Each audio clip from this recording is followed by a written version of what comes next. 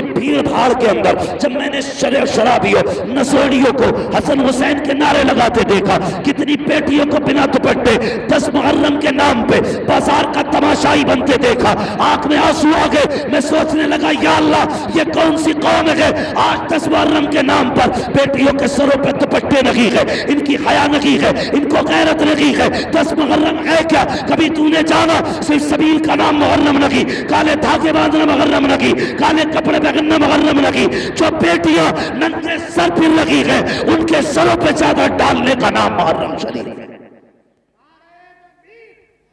कितने लोगों ने बेटियों के सर पे दुपट्टे डाले? नहीं ना। अक्सर देखना मेले के नाम पे यूं, और बेगैरत बाप भी उसी मेले में है, भाई भी उसी मेले में है। शर्म आनी चाहिए। और तू किस हवा में है? तू ऐसी बख्श दी जाएगी, तुझे गैरत तक नहीं आई। मैं सिर्फ इतना पूछना चाहता हूँ, जब इन बेटियों को कब्र में उतारा जाता है कितना एहतमाम किया जाता है, चारों तरफ से कपड़ा डाल दिया जाता है, ऐलान कर दिया जाता है दूर रखना, फलां की बेटी कब्र में उतारी जा रही है, पर्दा डाल दिया जाए। मैं पूछना चाहता हूँ,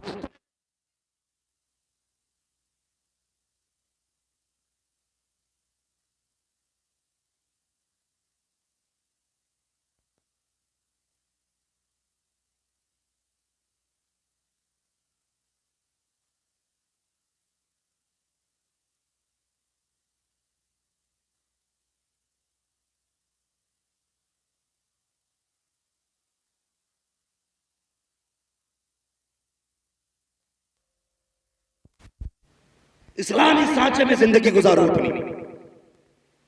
हाँ, मरने के बाद तो सब डालेंगे पर्दा, मजा तब है जब जीते जी पर्दा पड़ जाए, जीते जी जब पर्दा बंदे पे आ जाए, उससे बेहतर जिंदगी नहीं है। हालात आप देख ही रहे, इतनी बेरहरवी है समाज में, इतनी बेरहरवी की कहा नहीं जा सकता। मजहबी दिनों के नाम पे भी तमाशे हो गए। कभी समझा है करबला को? अभी सीने भी पीटे होंगे, घुंघरू भी बांधे होंगे, कुछ लोग नंगे पैर भी तोड़े होंगे और सोचते होंगे हम हुसैनी हो गए। मैं ये नहीं कहूंगा तुम क्या कर रहे हो, कुछ सोचो। खुदा ने तुम्हें अक्ल सलीम दी है, घास नहीं खाते हो, रोटी खाते हो, ये तुम भी जानते हो कि क्या करना चाहिए। पढ़ा कभी तुमने करबला में? खुदा की कसम तारीख पढ़ो करबला की। अली के घर की बेटियां, जबकि पूरा घर शहीद हो चुका था, पर्दा नहीं छोड़ा था। तू 10 मुहर्रम के सबील के नाम पे मेले में उतर आई, उनके अकबर का गला कटा, पर्दा नहीं छोड़ा। असगर के तीर लगा, पर्दा नहीं छोड़ा।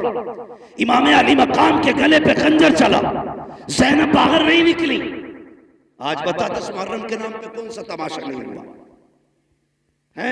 और इतनी गुजारिश आपसे भी है, ये देखो मेरे हाथ जुड़े, तुम सबील के नाम पे 10 दिन लंगर चलाते हो। कहता जी 10 दिन से लंगर चल रहा है, और जब तहकीक करो पता चला दुनिया खा के जा रही है, सगे बाप के लिए इसने एक लुकमा नहीं दिया लंगर में से। ये हुसैनियत है। 10 दिन कुत्ते चमार चूहे सब खा के जाए, और सगे बाप के लिए एक गिलास तो शरबत नहीं दे सकता। ऐसे सबील को हुसैन कबूल करेंगे? सोचना चाहिए, ख्याल करो। लकीर के फकीर ना बनो, मत खिला 100 लोगों को लंगर, टाइम से बाप को 2 वक्त की रोटी खिला दे। मत दे 36 लोगों के अंदर शरबत बांटने को, पहली आवाज पे मां को पानी पिला दिया कर, पहली आवाज पे बाप को पानी पिला दिया कर। खुदा की कसम, माँ बाप होते हैं, इनके रिश्ते दुनिया से जाने के बाद भी नहीं टूटा करते। तो हमने क्या किया? मैं एक जगह गया, उसने बुलाया, हुजूर आइए, मैं चला गया भाई। उसने कहा हजरत देखिए ये मेरा तकरीबन 1-1.5 लाख का खर्च है 10 दिन में। अल्हम्दुलिल्लाह, डेग नहीं खत्म होती, एक बनती एक लगती है। वो उठ के गया, पड़ोसी ने आके कहा इससे ये तो पूछ लो हजरत, इसके घर पे सगी बहनें कब से नहीं आई है। थोड़ी देर के बाद फिर घूम के आया, हजरत बताइए कैसा लगा मेरा काम। मैंने उससे ये कहा कि भाई बहनें और भाई नजर नहीं आ रहे, उसने कहा जी वो नाराज है। मैंने कहा मना लिया होता। उसका जवाब क्या था जानते हो? उसने कहा छोड़ो, जितने किसी के हाथ पकड़ो उतने नखरे ऊंचे होते। ये जुमले हमारे। मैंने कहा बताना बात क्या हुई? उसने कहा बहन से इसलिए, बहन को इसलिए नहीं बुलाया कि बहनोई से मेरी नहीं बनती। यार बहनोई में तेरा ग्रुप नहीं है ब्लड का, लेकिन बहन की रगों में वही ग्रुप है जो तेरा ग्रुप है। तेरा और बहन का डीएनए एक है। तू सगी बहन को छोड़ के दुनिया को लंगर खिला रहा है। तुझे क्या लगता है हुसैन की बहन राजी होगी? खुदा की कसम तारीख पर करबला की, हम सुन्नी हैं और शुक्र है बरेली वाले सुन्नी हैं। हम सीना पीट के अली अली नहीं करते, हम सीना खोल के अली अली करते हैं। ये याद रखिए। करबला पढ़िए आप करबला और समझिए करबला को। रिश्ते कैसे निभाए हैं करबला में, रिश्ते कैसे निभाए। काफिला कैदी बन के चला था। बोलो, जब नमाज का वक्त होता था, अहले बैत अतहार की शहजादियां कहती नमाज पढ़ रही है, तो यजीदी कुत्ते खुद तो शामियाने में बैठते थे। अली के घर की बेटियां नीले छत वाले आसमान के नीचे बैठा करती थी। और उनमें जो 64 औरतें चली थी, तकरीबन 20 औरतें तो सिर्फ रास्ते में शहीद हो गई थी। कोई इस गम में चली गई किसी का बेटा शहीद हुआ, कोई भाई के गम में चली गई, बड़ा दर्द था वहां पे। लेकिन कसम खुदा की कुर्बान जाओ अहले बैत के एक एक बच्ची की अजमत पे। जब असर के वक्त में एक जगह काफिला रुका, बहुत गौर से सुनना, मैं बता रहा हूं रिश्ते कैसे निभाए गए। असर के वक्त में काफिला रुका तो औरतें नमाज में मसरूफ हुई। हजरत सकीना कई दिन से नहीं सोई थी, थकन थी। मैं तो ये कहता हूं जिसका सबसे ज्यादा करबला में खर्च हुआ है उसी जात को सैयदा सकीना कहा जाता है। हाँ, सबसे कम उम्र में सबसे बड़ा खर्चा हजरत सकीना का। अगर इस मजमे में ना इतने बड़े मर्दों के बीच में किसी के आगे किसी का कटा हाथ फेंक दो ना, पूरी गली साफ होगी। हाथ बड़ी बात है, खाली उंगली काट के डाल दो, डर के मारे लोग भाग जाएंगे।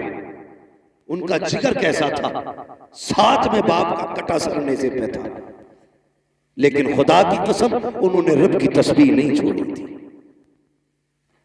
हां, तस्बीह नहीं छोड़ी थी। जब काफिला रुका, कई वक्त से हजरत सकीना सोई नहीं, मुसलसल सफर जागना, तो सोचा कहीं आराम करूं। कोई साया नहीं था, एक झाड़दार दरख्त के पास जाके लेट गई। आंख लग गई, बचपन था, छोटी थी, थकी थी, गम था, भूख थी, कई चीजें जमा थी, लेटी आंख लग गई। काफिला आगे बढ़ गया। मगरिब की नमाज के लिए एक जगह काफिला रुका।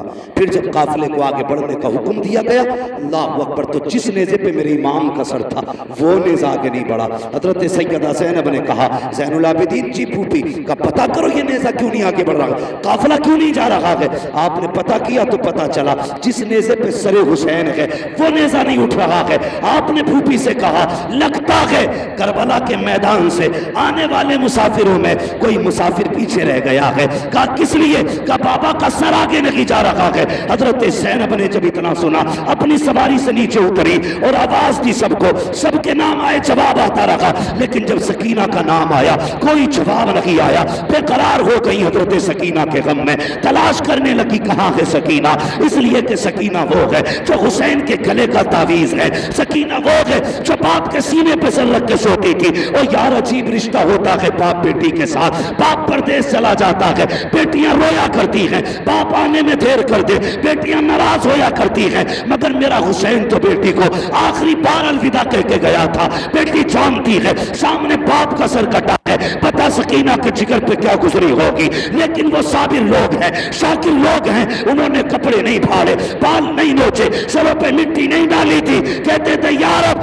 जिसमें तू राजी है उसमें तेरे नबी के घर वाले राजी रहते। पढ़ो कभी करबला, लेटी झाड़ी के नीचे आंख लग गई, हजरत ज़ैनब पीछे दौड़ी, तलाश करती रही, अंधेरा हो गया, दौड़ते दौड़ते वहां आ गई जहां हजरत सकीना लेटी थी। तवज्जो है आप? समझ में आ रही है आपकी मेरी बात? कहां ही जहां पे हजरत सकीना लेटी हुई थी, करीब पहुंची तो किसी के बोलने की आवाज महसूस हुई।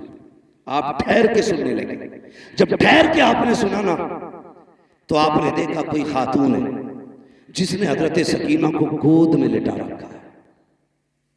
मगर खुदा की कसम वो खातून भी कैसी, रात काली है मगर फिर भी चेहरे पे पर्दा है। जो बताना चाहता हूं, काली रात है, चेहरे पे पर्दा है। हजरत सकीना को गोद में लिटा रखा है। सैयदा ज़ैनब कहती करीब गई तो ऐसे बातें कर रही थी जैसे बच्चे अपने दादी से कहानियां सुना करते हैं। कहते हैं लेकिन मंजर उल्टा था। हमारे घर पे बच्चे दादी से कहानी सुनते हैं, लेकिन वो बुजुर्ग खातून इस बच्ची से कहानी सुन रही थी। वो सवाल क्या था? अल्लाह अकबर। करीब गई, वो खातून कह रही थी बेटी क्या नाम है? कहा मेरा नाम सकीना है। कहां की रहने वाली हो? हजरत सकीना ने कहा था अब तक मदीने वाले कहे जाते थे, आज के बाद करबला वाले कहे जाते रहेंगे।